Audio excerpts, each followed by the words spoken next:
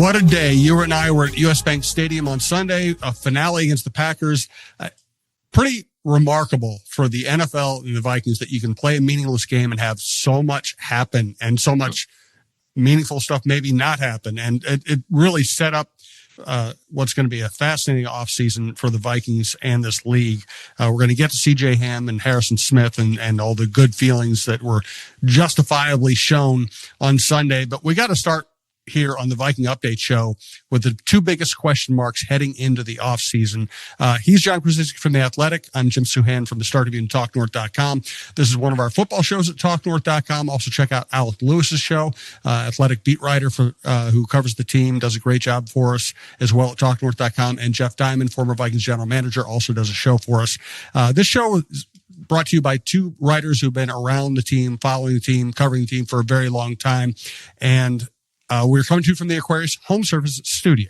Scott for Aquarius Home Services, wishing you a warm and cozy Happy New Year. Not so cozy? Still relying on that furnace that's, well, not so reliable? Here's the fix for 2026. Enjoy no payments and no interest for 6 months on a new high-efficiency whole home heating and cooling system. Enjoy today and don't pay until this summer. Schedule your free estimate today at AquariusHomeservices.com. Financing based on credit approval. Aquarius, earning the right to be recommended.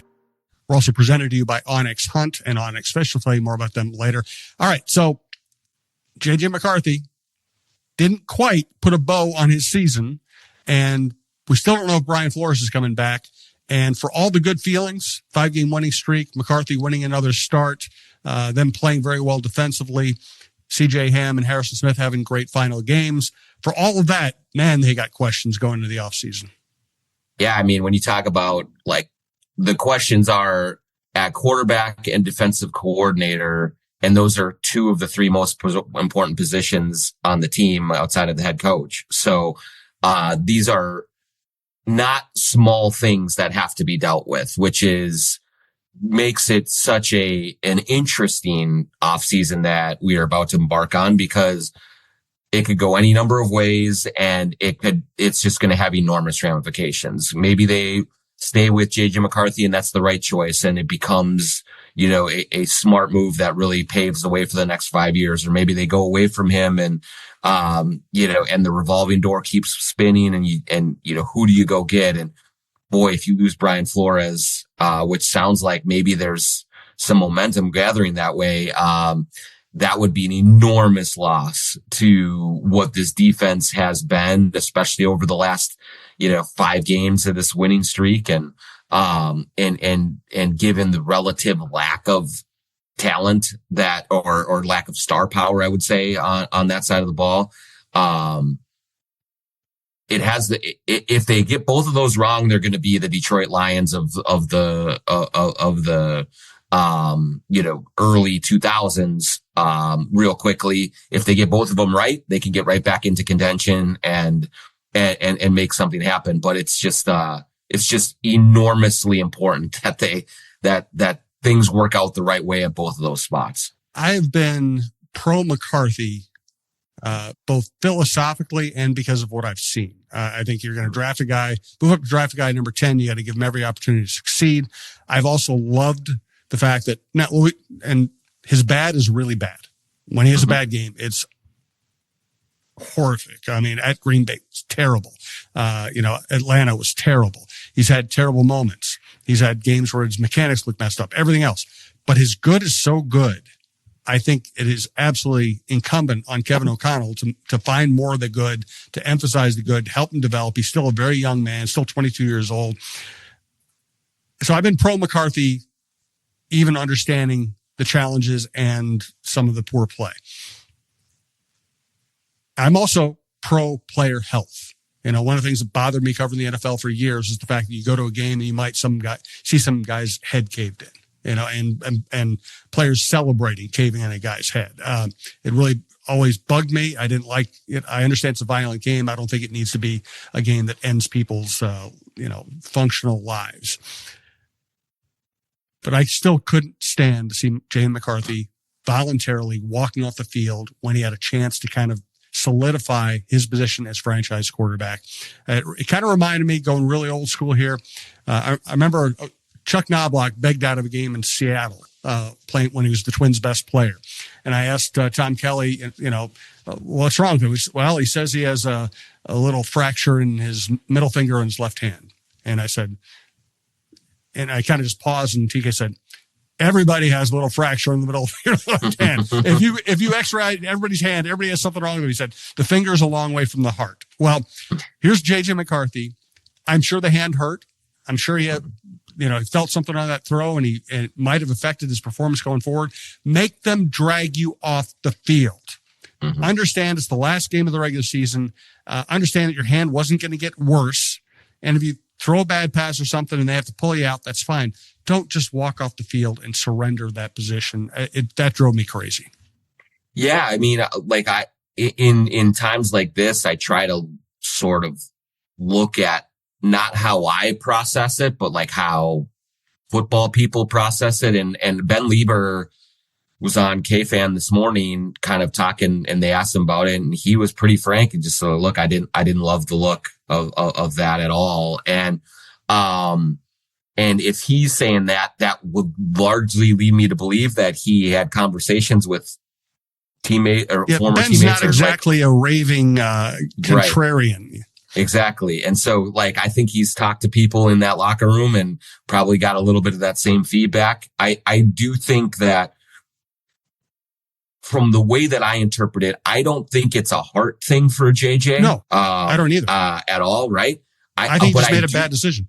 I think he made a bad decision. And I think it speaks to his lack of confidence right now in terms of I think that he was looking at it as, we have a 13-0 lead. If I make a bad throw here that is a pick six or something like that, that's bad for our team. It's also really bad for me and what I'm trying to do here.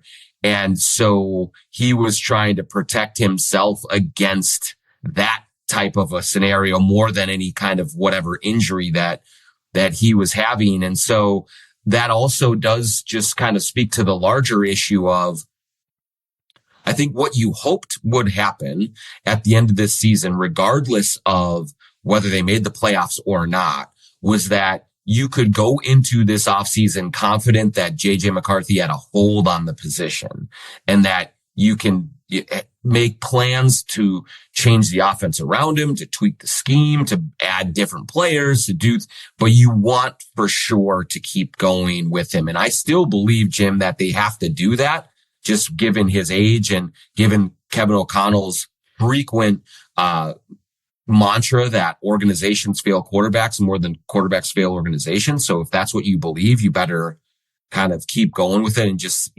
exhaust all possibilities. That said, we're going into this offseason where JJ McCarthy does not have a hold on that position and has not done enough either from inspiring his troops type of a situation and also just an on-field performance to say, this is my job and maybe I wasn't great, but I'm going to get better. And so, the tenuousness of his hold, of his grip on that spot just really does make so much of this season a waste almost. And just you really wanted to get clarity on the quarterback, on JJ McCarthy by the end of this year. And I just don't think we have that yet. And that's a really difficult spot for the Vikings to be in. I still like him.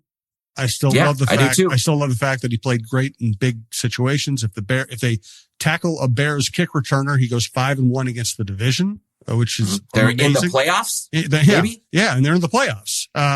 So there's a lot of good, and I like the kid. I really want the best for him. I think it would be a blast to watch him develop and become a great quarterback here.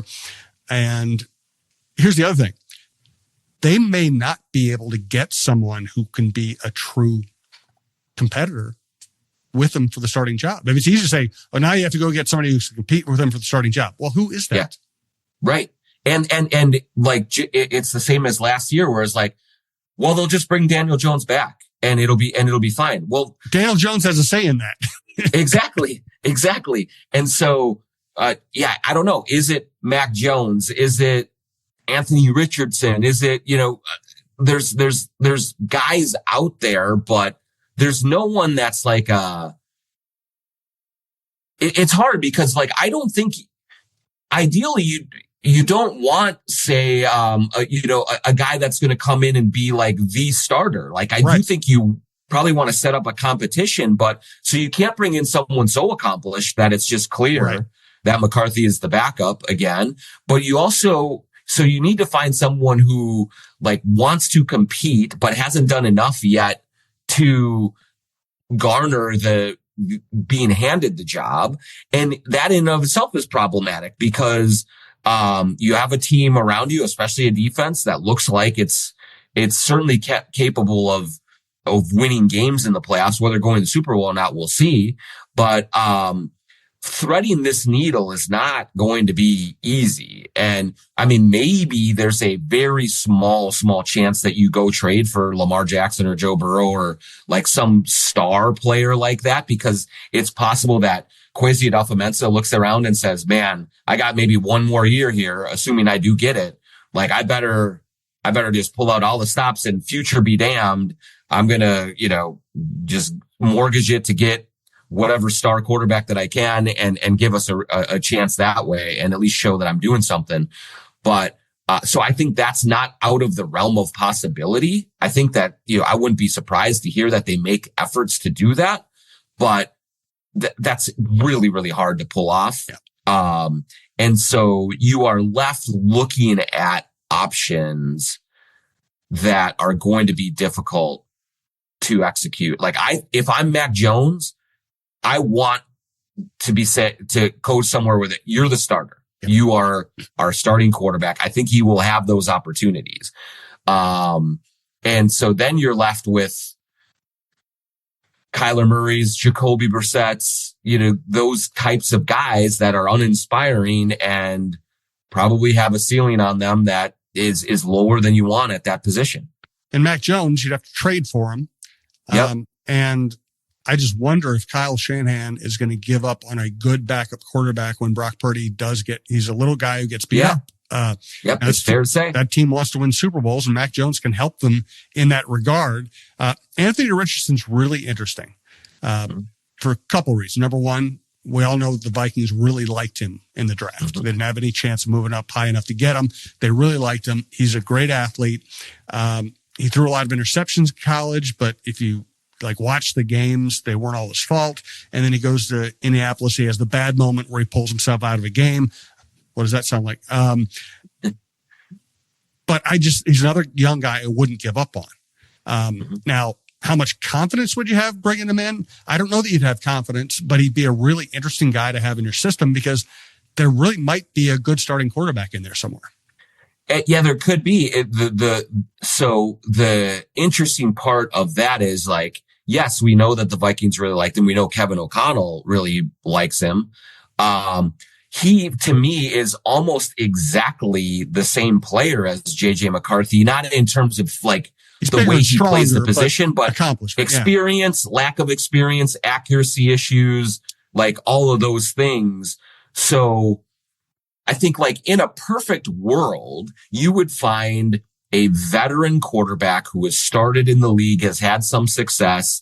And you could say, okay, we have this young guy that's still learning and we have the older veteran guy who maybe, isn't in his prime anymore, but has done it at a reasonably high level and is reliable. And so if you went with Anthony Richardson, it would be completely unreliable wild card. Yep. Maybe we can sprinkle Kevin O'Connell's quarterback dust on him and it'll work where it hasn't on JJ McCarthy. I don't think that Richardson is the type of player that, you could say, I think one of the issues that McCarthy had was absorbing Kevin O'Connell's system and the coach had to really simplify things for McCarthy to be effective at all. I think it would have to probably be pretty simple for Anthony Richardson as well, just with his lack of experience, with his lack of development. And so would they do that? I don't know, but you're right. Like, it's just a name that has been in the back of my head, just knowing that Kevin O'Connell really likes him, knowing that maybe, they could buy low on him and see what they could get out of him. And it would be a true competition between the two of them. The problem is that they're both really inexperienced. And so there's no like safety net, reliable vet, in that room, assuming that a third quarterback would be of the, Brett Rippon ilk, right, or someone like that. I do wonder if you're trying to thread the needle. Again, you don't want to give up too many assets. You want somebody who can play, but not somebody who just can assume that they're the starter. The name that sticks in my head is Gardner Minshew. Been a starter, been productive. He has kind of that cocky backup quarterback. I'll come in and sling it if I have to play, but he also is accustomed to being a backup. You wouldn't really presume that he should be the starter. Seems to be a good teammate. I'm not saying I'm almost saying Gardner Minshew as a type more than just Gardner Minshew. Correct. And that's what they thought they were getting in Sam Howell, and they were wrong. And they got to do better. I mean, one of the story of the season is JJ McCarthy's progress that was both impressive and in the end somewhat unsatisfactory. But part of the story is also they really botched the backup quarterback position all year. For sure. Yeah, it was a huge problem. And so like, yeah, you're right. Like, I think Minshew has really taken a step back the last couple of years. Probably has. But like someone of that. Yeah. And like another name that just popped, like Geno Smith, like, again, no one, the way that he played in Las Vegas, it's not going to excite anyone. No, it's not going to be like, oh yeah, okay. Yep. But you hope come into the system, be around, have talent around you, have a good coaching staff. Maybe you can get back to closer to what you were in Seattle than what you were with Las Vegas. And you're there if needed. No one was excited about Case Keenum when he came in here. Not one person. And he turned out to give you one great year. And, that's kind of, I think, probably more of what you should hope for in terms of some sort of plan B to JJ McCarthy is, we have to be prepared to be completely underwhelmed by the person that they bring in. And just like, kind of, it would be an expression of faith from the front office in Kevin O'Connell and in Justin Jefferson that, yes, if you come into this system, we will put you in a position to get more out of you than you've gotten in the last few years. Who that is, I'm not sure, but I just find it unlikely, that it would be either, a Lamar Jackson or an Anthony Richardson, like young, another project type of a player. And the more we talk about it, the more I think we come back to what they really need to have happen in this organization is they need JJ McCarthy to just grow up during this offseason. And I mean, grow physically, grow mentally, grow emotionally, and take the job next year. I mean, it's kind of got to happen. Right. And I'll just point to this as sort of a silver lining, or however you want to look at it. I wrote about Dallas Turner this morning. Yep. And for a year and a half, it looked like this guy's a bust. Yep. He doesn't get it. He cannot figure out a complicated system. It's not working out. What another whiff by Kwesi Adolfo-Mensah. And then over the second half of this year, from week 8 on, he had 6.5 sacks. He started to show more splash plays.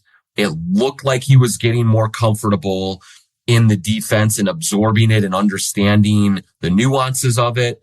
And it also looked like Brian Flores figured out, okay, how do I use him best? Like, he maybe isn't like the cerebral defensive end who's going to drop back in coverage and who's going to like disguise a bunch of stuff. But what he can do is he can turn that corner and he can blow by someone. And if you put a backup left tackle in front of him, he's going to abuse him.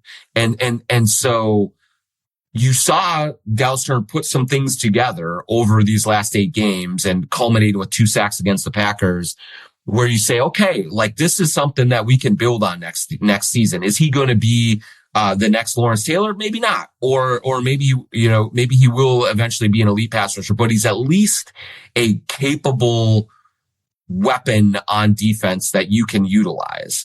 And that just came with snaps, and that came with repetition, and that came with, he was healthy all year. So he was able to play, and he was able to get in there and get experience and learn and figure it out.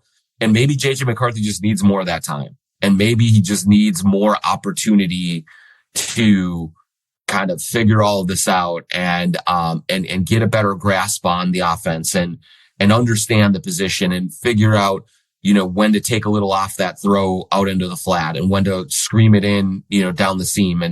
And that is all, I think, very much in play for him. But it is a little bit more of a leap of faith than you'd like it to be at this point, after a full year, with him, it kind of trying to run the show here. Yes. Well said. Let's get to some happy, Vikings talk here in a second. I do want to tell you about Onyx Fish and Onyx Hunt.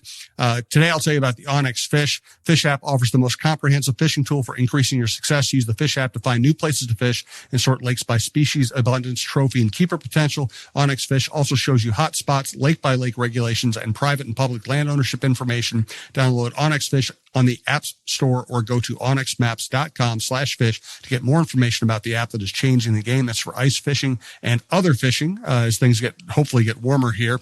We also want to thank Minnesota State Lottery. She's Jen, the ultimate Vikings fan. Okay, everybody, welcome to the Vikings Jan Show Fan Show. My special guest today is Jared Allen. So, Jared, who you got for the Vikings game this week? Minnesota Vikings. Me too. So that's our show. We'd like to thank our sponsor, the Minnesota Lottery, who reminds you this could be your year. Play the new Vikings Scratch Game for a shot at $100,000, game tickets, and more. Minnesota Lottery. I'm in. Must be 18 or older to play. And once again, a reminder, we're coming to you from the Aquarius Home Services studio. It was the last 2 games, meaningless games, home games against division rivals, disappointing in that regard, but I thought the Christmas Day game was quite a spectacle, fun to watch. And then this game, the way they were able to honor CJ Ham, getting him a touchdown, Harrison Smith having all of his old buddies show up for what we think is his final game, including when Jimmy Kleinsasser shows up. It's a big deal. In fact, it reminds me, I did a piece when Steve Hutchinson was closing on retirement. And Steve really did very little media as a player. Just didn't like doing it, didn't feel comfortable doing it. Also, I think Brad Childress told him, even though we got along, these guys. Even though we got along with Brad would go behind our backs and say, screw these guys, Yep. And so I did a story on Hutch, and, Tom West of the Vikings was very good about helping me get to Hutch. But what I really did was I talked to everybody around Hutch, and then Hutch kind of figured out, hell, this guy's talking to all my friends. It can't be that bad a story, right? And he was very gracious in the end. But I remember talking to Jimmy Kleinsasser at length about Steve Hutchinson, and Jimmy does very few interviews. And, I wrote the story, and somebody told me to check out the comments, right? Because let's face it, anytime you write anything, the comment section is going to bash you for something. That's the way the world works. And the first 3-4 comments were all, oh man, such a nice piece, such a nice piece, such a nice piece. And like the 4th or 5th comment was, you idiots, don't you understand what happened here? Someone quoted Jimmy Kleinsasser. We have proof of life. So when Jimmy Kleinsasser shows up, it's a big deal. I don't think he would have shown up if this wasn't Harrison Smith's last game. So Harrison Smith and CJ Ham, Harrison's a Hall of Famer. CJ Ham is, one of the great Vikings because of service and personality and, willingness to do anything they asked of him. 2 great Vikings, and I'm glad they got to be honored that way. It is too bad they didn't have the kneel down at the end with Harrison Smith playing, safety behind the snap and CJ Ham in his usual spot. But it was all very well done. It was really, really well done. It reminded me, Jim, of the way baseball does an unbelievable job of sending players off. Yep. The Joe Mauer moment, like, Cal Ripken at the All-Star game, like all those things, just amazing job. They really understand how to do it. And this felt like football, like capturing that sort of feel, which was, CJ Ham going out there alone for the coin toss to start. And Harrison Smith told us after the game that the plan was for both of them to go out there. And well, first we talked to CJ and he was asked about, hey, what was it like going out there for the coin toss all by yourself? He's like, yeah, was that the plan? He's like, I got out there and I looked around and there was nobody with me and I didn't know what was going on. And we had to say, yeah, CJ, that was supposed to be for you. And then Harrison Smith told us afterward that it was initially planned that both of the two of them would go out together, and that Harrison said, look, let CJ have this moment by himself. And that was super, super cool of Harrison to do that. Just like the ultimate pullback grinder, under the radar guy getting that moment was awesome. And then for him, to me, it was awesome to see him in the end zone. But the best part, which actually got me a little choked up, was they showed him, he had to go back out and cover a kick right after that. Classic moment. That was fantastic. And they put him on the big screen, they put him on TV, and they showed his wife and his kids and, in the stands and stuff. But then, he was getting ready to cover the kick and his eyes were glassy. You could tell he was really overcome by the emotion of the moment. And you're like, oh man, this is awesome. To see 10 years that he has been just the consummate professional, the most unbelievable teammate, a great guy in the community, the Duluth roots that he had, all of that stuff. And then to go out like that, incredible, just an amazing moment. And then what I really appreciate about Harrison Smith was that it really does seem like the last 4 or 5 weeks, he's just been able to soak in what's happening. He has not been the hard ass, I'm playing the game and, no, there have been times where he's let the curtain down.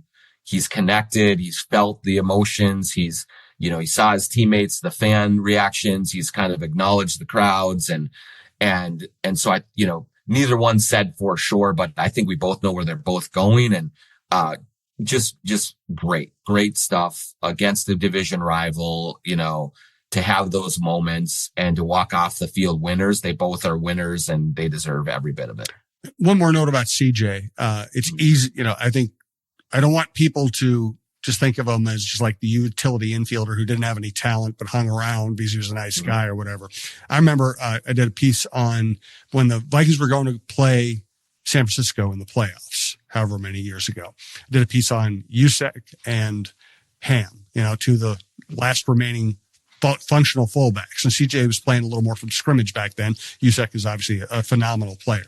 And I talked to Eric Kendricks about it. He said, you got to understand, he's not just like a nice little player. He's a big guy who runs really fast and hits really hard. He said there aren't many people who combine that kind of bulk with that kind of speed and that kind of technique. So you do not want to see that guy come through a hole at you.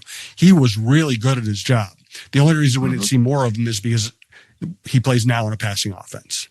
Yeah. And to underscore that, the reason that he was here for 10 years is because he was so good. I mean, that's a dying position. Yep.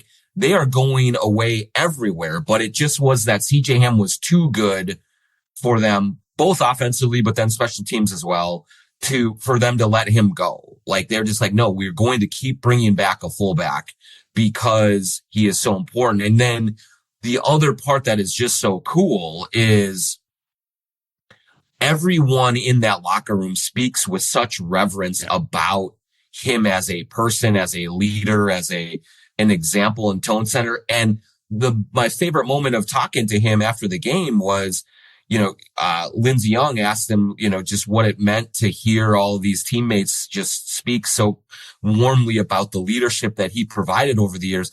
And CJ said, I mean, it's great, but I want to ask them, what did I do? Like, what did I, and that's his humility. Like, but like, that was a guy who we have seen, and there's so many ways to do it, but we are seeing the vocal leaders, the guys who are like standing in the middle of the locker room and pounding their chests and getting people to follow that way. And then there are guys like CJ Ham who they lead without even knowing that they're leading, because they show up every single day. They practice every day. They do their job on game days, and everyone, without him even knowing that they're all watching him, they were all watching him. And so he did not draw any attention to himself, or he did not, go out of his way to be a locker room spokesman. Like, he wasn't one of those guys that we talk to every week, and that, even that you just wanted to talk to because he was out there and available, and like, yeah, I'll share my thoughts on this for you, and played the game that way. He didn't do that. Like, that wasn't him. He was quiet, and he just went about his work. And you realize that is another way to really inspire respect and admiration and dedication, is that there are so many of those guys in the locker room that, man, that guy just puts in the work and does it the right way. And I love that about him. And so really, really just cool to see him get that appreciation in that moment, in addition to the Hall of Famer that Harrison Smith is, and all the appreciation that is coming his way, deservedly so. Let's get a final thought from John. There are a million things to talk about, but we're going to have a lot of time to talk about them. We do the show year round. We will be doing it throughout the off season. And guess what? The Vikings will be interesting. Whatever they do, they will be interesting. We'll also talk about the NFL playoffs a little more starting next week. But for today, we want to thank our sponsors. Thank everyone who listens. Please check out the John Krasinski Show on the Timberwolves as well. We do that show and this show on YouTube as well as via audio. You can subscribe to your favorite podcast app. You can also go to talknorth.com to check it out. If you like the Twins, we have Chin Music with Roy Small on the bell and Neil Third. We have Michael Russo and Anthony Lipanta on the Wild, Kevin Gorg on hockey. Don Mitchell has a show. Mark Rosen has a show. We've got Alec Lewis. We got a ton of good stuff. Check out the website. We do appreciate it. All right, John, give me some kind of a final thought today. Yeah, I think that, it's important to mention that there's like real steam about the Raiders and Brian Flores. And, there's several reports out there that Tom Brady is really interested in him as the head coach, and maybe Brian Daboll as the offensive coordinator. And I think, like, I will be honest, like, for until the last couple of days, I thought that his chances of getting a head coaching job were minimal. And maybe they still are, but I was, less worried about losing him as a defense coordinator, even though I think that was definitely in the cards, or it's in play that he could leave to go somewhere else, Dallas or somewhere. But it does seem like the Raiders are legitimate suitors for him as a head coach. And so we'll see how all that develops with what Tom Brady wants and all that. But if that happens, he's gone. And then, man, like, good luck. Yeah. Go find someone else. Cause I would say that right now, today, as we record this on Monday morning, the prospects of him actually leaving, I think, are as high as they've ever been. Oh, I agree. I think if Brady wants him, he's probably gonna be the Raiders head coach. I went into Sunday thinking he's not going to get a head coaching job, but he might leave because there's some weird stuff going on in the relationship wise in this organization. Now there are two ways he could leave. There's the Raiders job, and there's also the possibility he just goes elsewhere. Listen, it's always possible you could hire somebody who could be about as good, but it'll be difficult. It would be difficult to hire somebody, and it would also be difficult to hire somebody who would use this exact personnel as well as Flores did.